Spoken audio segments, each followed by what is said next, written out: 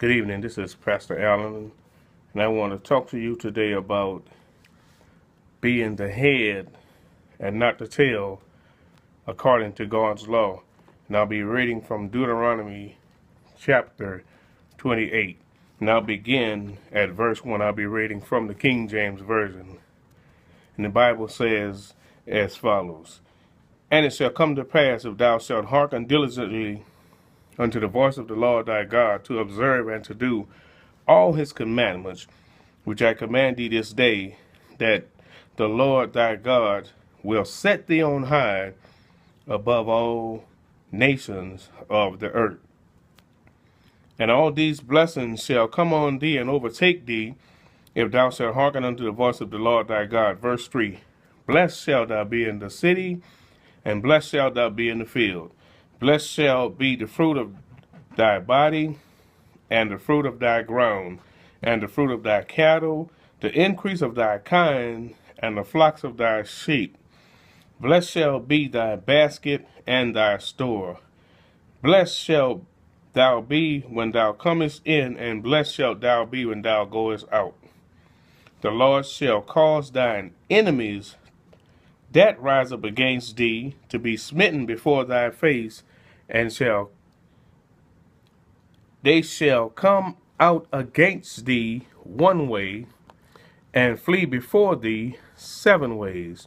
God is introducing how, as you follow his laws and his statutes, as you conduct yourself according to God's law, because right here, Moses is teaching the law a second time, because in the Exodus, he taught the law, but there was a rebellious generation. So after that rebellious generation started dying off, he had to come back and reiterate God's law and reteach God's law to the younger generations.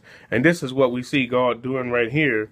Moses is reteaching the law to the younger generation so that they can know, just as their fathers and mothers knew, who were on the other side of the waters, on the other side of Egypt, on the other side of the Red Sea. He want to show that this is the same laws that your parents followed, and if you follow these same laws and statutes that God given us, you will be blessed just as your fathers went before you. Verse 8, the Lord shall command the blessing upon thee in thy storehouses, and in all that thou settest thine hand unto, and he shall bless thee in the land which the Lord thy God giveth thee.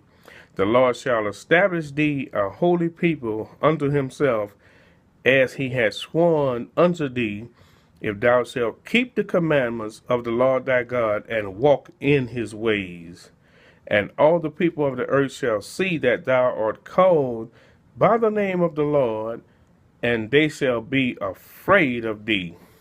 The people will be afraid of them, because the people had already heard the stories of how God brought them through bondage, brought them out of bondage, and then brought them through the Red Sea and destroyed their enemies who tried to pursue them.